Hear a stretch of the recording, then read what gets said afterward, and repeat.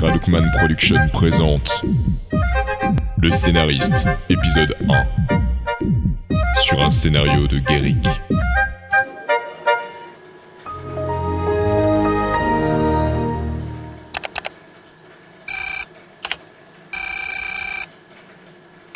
Bonjour, vous êtes bien sur la messagerie d'Ernest de Volt.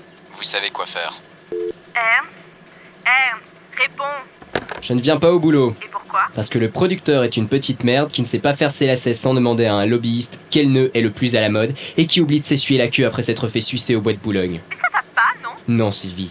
Le monde ne va pas bien, non. Je te parle de toi. Et crois-moi, t'es pas le centre du monde. Pas le centre du monde, non. Je suis Ernest de Volt, héritier d'une famille soi-disant bourgeoise qui m'a refilé 140 ans de créances impayées.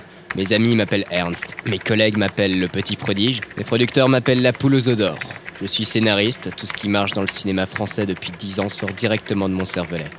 Je vise les hommes sous la ceinture et les femmes sous le sein gauche. Je fais rougir les gorges avec l'humour et mouiller les yeux avec les violons. Ce que j'écris fonctionne. Ma vie, la fille que j'aime me croise tous les matins en prenant un café et fait semblant de consulter ses messages pour ne pas m'avoir dans son champ de vision. Ma meilleure amie me traite comme son môme de 6 ans qui va déjà chez le psy. Mes potes sont des alcooliques qui croient que le monde va tourner couleur rouge soviète dès le débarquement chinois. Mes patrons sont des producteurs à la morale plus que souple. Et j'ai un gosse qui n'a jamais entendu parler de moi puisque sa mère est retournée aux États-Unis pour retrouver son mari à temps pour qu'il puisse croire que c'était son gosse. On dit que notre destin est écrit quelque part. Il faut croire que le type qui a écrit le mien n'avait pas mon talent. Bonjour, vous êtes bien sur la messagerie d'Ernest de Volt. Vous savez quoi faire. Envoie-moi au moins par mail le résumé que je t'ai demandé jeudi. Le monde ne tourne pas autour de moi, mais la production... Ce qui prime chez moi, c'est le réalisme. Il y a des critiques qui pensent que j'ai fait de la psycho pour arriver à donner de la profondeur à mes personnages. Je plais aussi bien à la populace qu'aux grands de ce monde. On me pressentirait même à Hollywood si j'étais meilleur en anglais. Pour le moment, je me contente de Cannes. Tant pis pour les Oscars. Le film étranger, c'est exotique, vous me direz.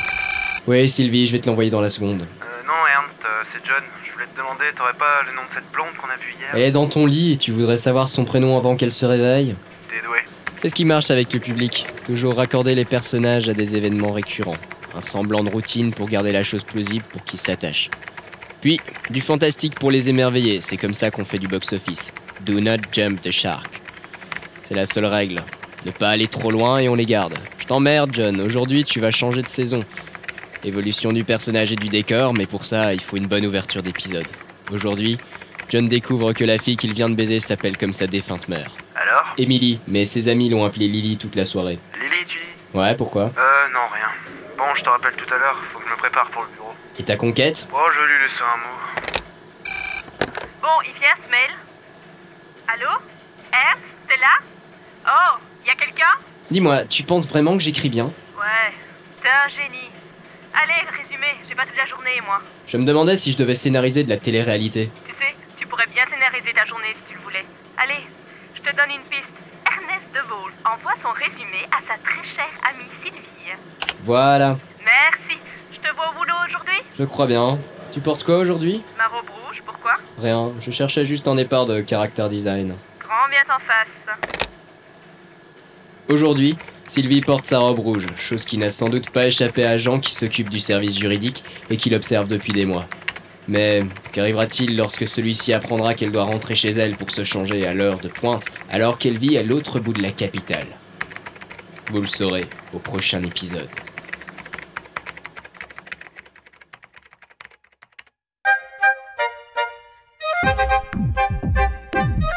Gradukman Production présente Le Scénariste, épisode 2, Jean mon ami, sur un scénario de Guéric.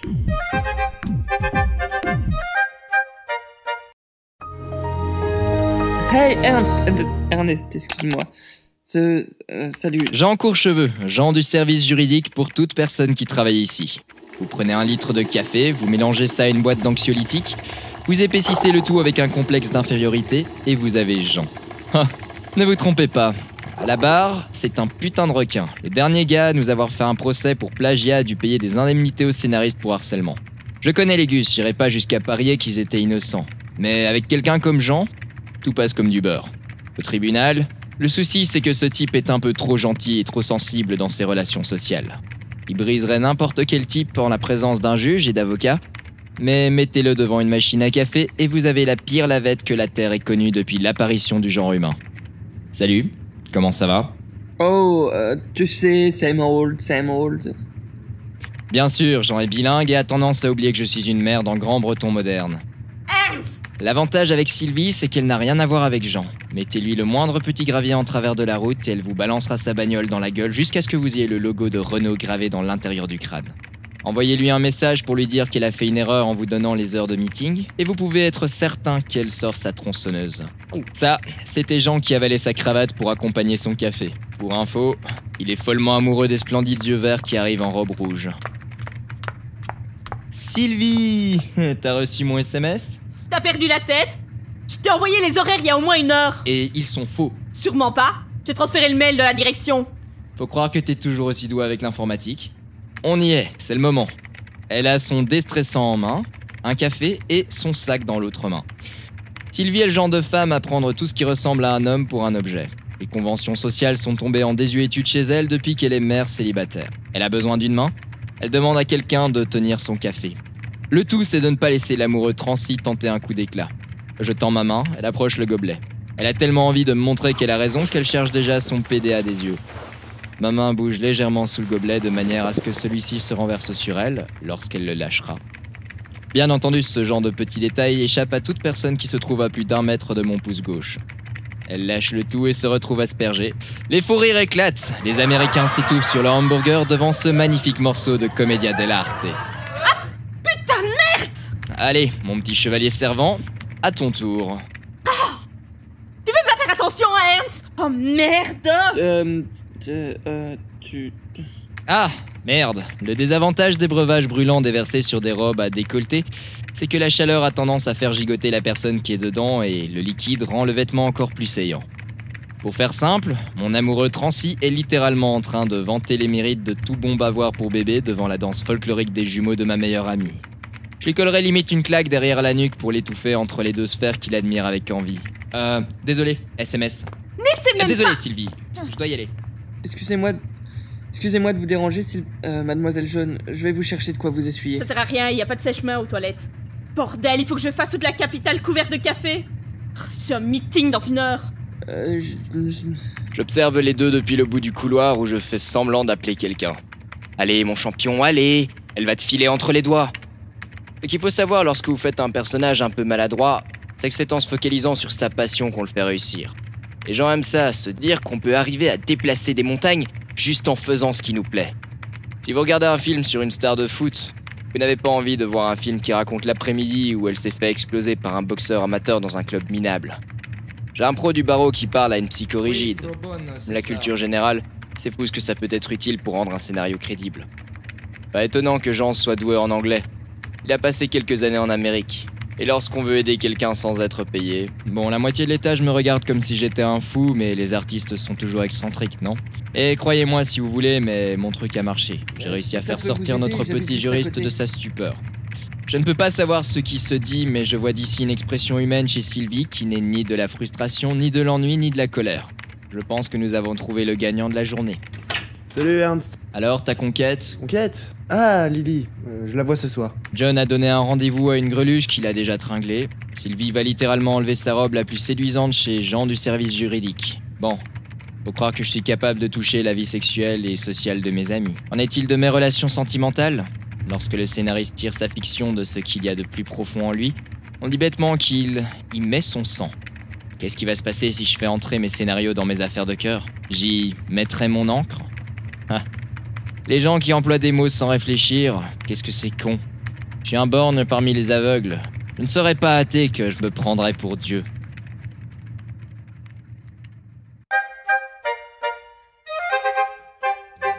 Kradoukman Production présente Le Scénariste, épisode 3, Louise, partie 1, sur un scénario de Guéric.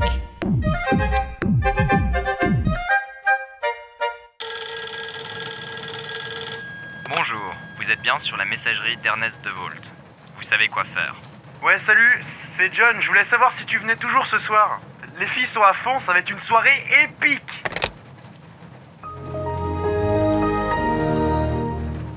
Les filles, les gonzesses, les amis, la femme. Je tiens ça de Sir Conan Doyle. C'était comme ça qu'Holmes appelait la seule femme à avoir jamais déjoué son talent. Louise, qui n'a pas un nom particulièrement sexy, a réussi à ravir mon cœur sans même que mon cerveau ne se mette en mode vibreur. Pas une côte de brisée et une bonne pression artérielle. C'est une voleuse hors pair. Alors, autant vous dire que les gamines de John ne m'intéressent pas plus que ça. Message supprimé. Pas de fête ce soir. J'ai l'esprit occupé. J'y pense depuis 3 jours maintenant. Je sais, vous connaissez tous un type fleur bleue qui a passé des semaines à rabâcher sur son ex. Mais passer 3 jours à penser à quelque chose, chez moi, c'est pas normal. J'ai la comprenette facile. Un truc qui dure plus de 24 heures dans mon esprit, c'est généralement suffisant pour demander un demi-milliard en recherche logistique dans n'importe quel pays occidental. J'exagère, mais ça vous donne une idée de l'étrangeté de la chose. Faut croire que mon talent scénaristique est pas encore prêt à s'attaquer à mes petits sentiments. Et là, alors que j'allume mon PC, je me dis que j'ai trouvé. Ernst, un souci? T'as essayé d'écrire une lettre d'excuse et ta seconde personnalité t'a coupé 3 doigts à chaque main? Toujours aussi sympathique. Toujours aussi perspicace? Je me disais, cette série qu'on doit adapter, il y a d'autres scénaristes dans le coup. Oui. Louise, Eric, Marc. Ah, ok. Je viens d'avoir une idée, mais je préfère en parler avec eux. Je voudrais pas qu'ils pensent que je veux les doubler en les présentant à la réunion. Pas de problème, on peut organiser un truc chez moi? Histoire que je vois si tout ça va avec le budget? T'es un ange. Non, une femme d'affaires, le petit prodige. Préparons notre équipement d'aventurier, clé d'appartement, c'est bon. Portable, c'est bon. Tiens, mon portefeuille aussi. Ah, une petite veste, tout ce qu'il y a de basique. Et mes clés de voiture, je ne la prends jamais, mais ce soir je sais que j'en aurai besoin. Allô? John? Ouais, c'est Ernst.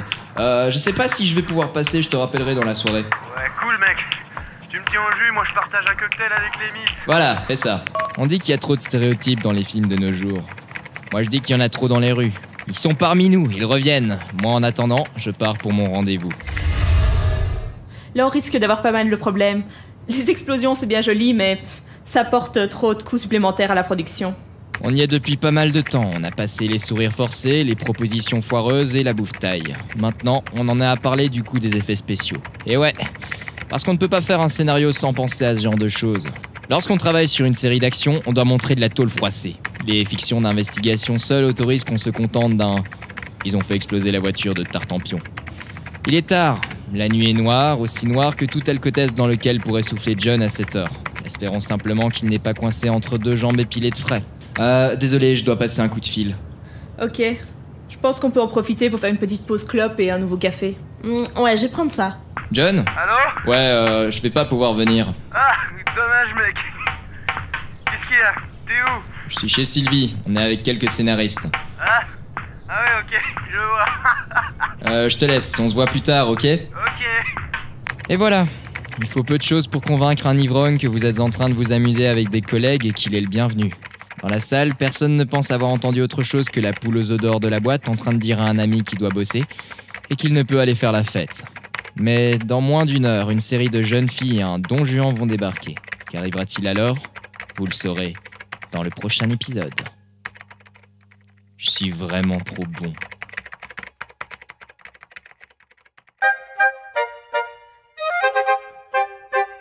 Traducman Production présente Le Scénariste, épisode 4, Louise, partie 2, sur un scénario de Guéric.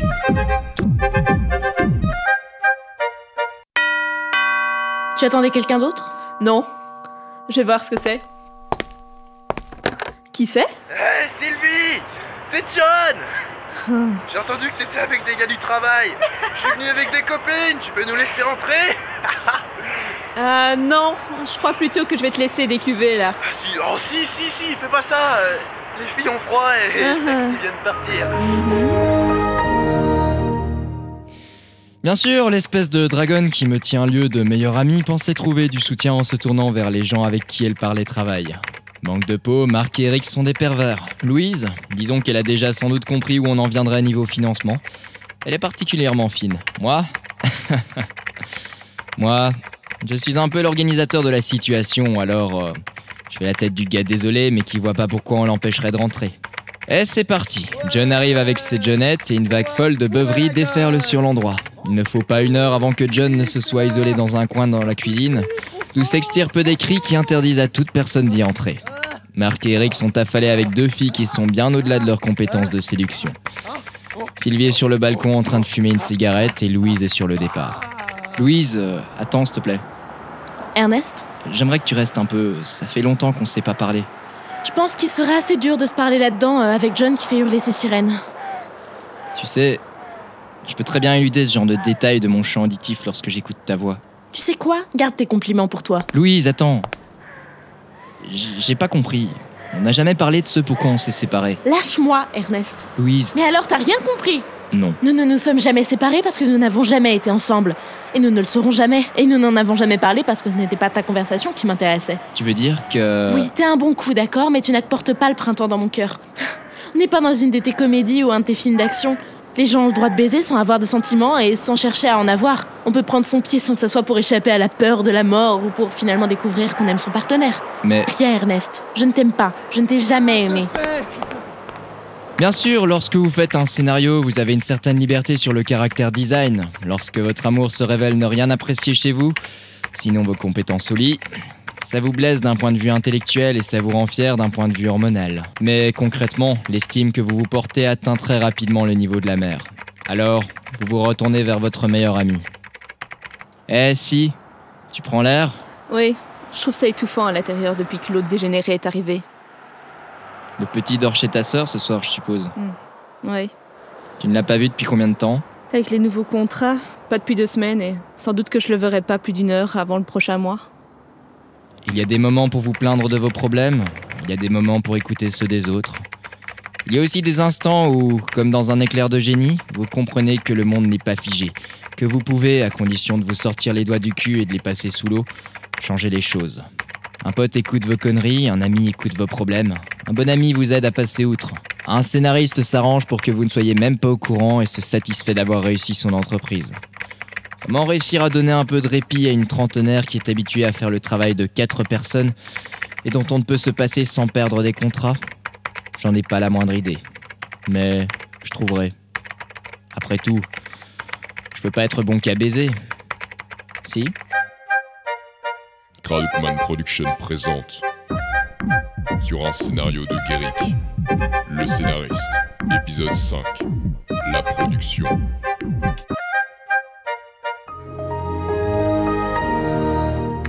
La production, c'est l'antéchrist. C'est la gorgone qui fornique avec un démol. C'est la mort qui pose des procès-verbaux. La production, c'est l'ennemi. J'ai demandé à ce qu'on ne m'emmerde pas! Ça, c'est la voix délicate du producteur. Ouais, le moncule financier que tout un chacun doit se coltiner de temps en temps pour garder son job. J'avoue que j'ai toujours eu un petit passeport spécial du fait de mon talent. Tout le monde n'a pas cette chance. Je ne suis pas là pour moi. Je refuse simplement que ma meilleure amie risque d'être renvoyée pour vouloir passer plus de temps avec son gosse. Bien entendu, pas question que qui que ce soit comprenne ce qu'il se passe. Bon, qu'est-ce que c'est? Au sujet du scénario. Ah, Monsieur DeVault! Alors, quelles brillantes idées m'apportez-vous? L'amour-propre. Un truc génial, ça vous éviterait de continuer à suer dans vos costumes et d'imposer votre odeur de macaque macéré dans l'excrément de bouc à tout le personnel. DeVault? Je préfère vous laisser une version écrite. Ainsi, vous ne vous fondrez que sur ce qui sera dans le scénario et non pas sur ce que j'aurais voulu y mettre. Si j'ai besoin de modifications, je vous le ferai savoir. N'hésitez pas. D'ailleurs, pensez à voir Monsieur Lars pour le storyboard. Très bien, bonne journée dans ce cas. Un jour, quelqu'un te dira ce que tu vaux, raclure. Merci, bonne journée à vous aussi. Bon, réfléchissons. Le bureau du pathétique morceau de cholestérol à l'ego comparable à celui d'un gorille dominant est en ordre. Ça signifie que quelqu'un est passé derrière lui, vu que le type est pas franchement du genre respectueux de son cadre de travail. D'ailleurs, je me demande bien ce qu'il respecte d'autre que son quota de masturbation quotidienne. Bref, le personnel d'entretien est déjà passé. S'il perd quelque chose maintenant, il se vengera pas sur eux. Mon scénario est un peu plus complexe que pour mes précédents essais. Il s'agit plus de jouer avec la vie sexuelle d'un pote. J'entre dans le lourd. Oh, Ernest, bonjour. Jean, bonjour. Je voulais te poser une question au sujet des plaintes de harcèlement. Si c'est un souci avec un employé, y a aucun problème, je le règle. Non. Non, bien sûr que non. Putain, il a vraiment un truc lorsqu'il s'agit de bouffer quelqu'un au tribunal. Ce type est une machine à tuer niveau judiciaire. Est-ce qu'on peut déposer une plainte anonyme? Oui, cependant, ce n'est pas recommandé. Écoute bien ce que je veux te dire. Dans ce genre de cas, il est difficile de mettre en place un dossier solide. Mieux vaut poser une certaine pression, au contraire, ça permet généralement d'incriminer davantage le harceleur s'il persiste. Je sais pas si tu m'as suivi. Vraiment? Oui. Pourquoi? Quelque chose ne va pas? Non, mais... Dis-moi, tu trouves pas que Sylvie travaille beaucoup? Oh, vous voulez dire Mademoiselle Jaune? Je le crois pas. Elle est allée se changer chez lui et il est pas encore capable de l'appeler par son prénom. Il faut définitivement que je le pousse un de ces jours. Bref, passons. C'est pas le moment de se déconcentrer. Faut suivre le scénar. Je sais pas, je pense qu'elle bosse bien plus que la plupart de ses collègues. Étant donné le nombre de projets qu'elle coordonne, c'est assez compréhensible, mais ce n'est que mon avis. Combien de projets est-ce qu'elle coordonne? Là, pour le coup, il me devance bien, il s'intéresse vraiment à elle. Brave petit. Peu importe combien elle a de projets, si tout se passe bien, ça ne devrait plus être un souci. Justement, c'est beaucoup de travail, c'est pour ça que je me demandais si... Enfin bon, passe une bonne journée. En voilà un qui va pas dormir de la nuit. Genre est un brave type, s'il pense que quelque chose ne va pas et que ça désavantage quelqu'un qui l'apprécie, il fera le nécessaire. Et vu les sentiments qu'il a pour si, ça devrait très vite être vilain. Mais vite, il me faut un second rôle. John Lars? Ouais, c'est Ernst. Dis-moi, on peut se voir? Pas de soucis, on se retrouve à la machine?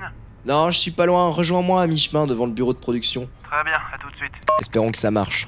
En allant jusqu'au bureau de prod, j'ai fait un détour par le bureau de Sylvie. Elle n'a pas bougé, empêtrée jusqu'au cou dans ses dossiers. Bien, au moins elle ne sera pas prise dans les feux croisés. Dis-moi, tu l'as revue cette Lily? Oui, dans la cuisine de Sylvie. Ah, c'était donc elle, la chanteuse. Je pense que toute personne saine d'esprit doit se dire que John n'a aucun respect pour les femmes, mais le fait qu'il ait passé plus d'une nuit avec une de ses conquêtes, pour lui, c'est du féminisme. Sinon, j'ai cru comprendre que t'avais vu Louise. Croisé.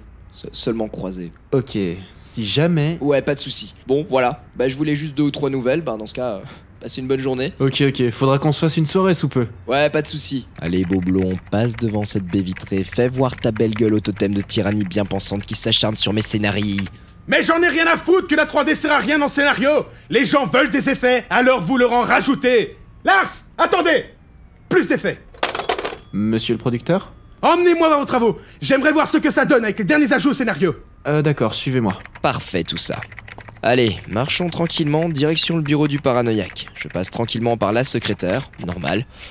Pourquoi rentrer dans un bureau vide? Bien des raisons. J'ai oublié un dossier là-bas. Après tout, elle me voit toujours passer avec des cartons pleins de paperasse dialogale. Elle marche, elle court même. J'entre, je fais mon petit train dans son dos et hors du champ de la caméra de sécurité, s'il vous plaît. Excusez-moi du peu. J'ai bougé l'engin il y a 2 jours. Pas de soucis, le bougre est encore plus radin que parano. Plutôt que de prendre une de ces boules mystérieuses dont on ne connaît pas trop l'angle, il a pris une bonne vieille boîte rectangulaire.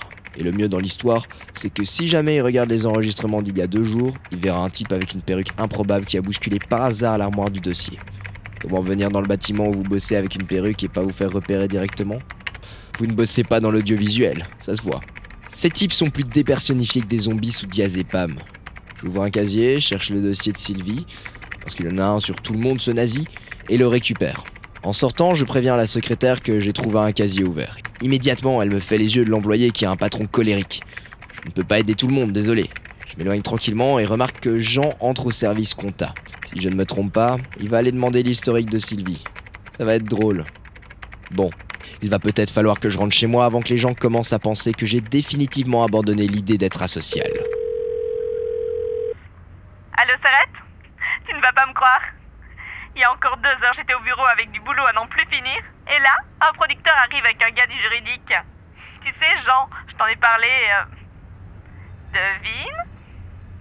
Devine? Non. Ils m'ont assigné 2 assistants pour la coordination. Un homme et une femme, ils sont un peu engourdis, mais ils cherchent les heures sup. Ouais. Je peux venir le chercher maintenant. Je prends la voiture, je serai là à 8 heures. Oui, moi aussi. À tout à l'heure.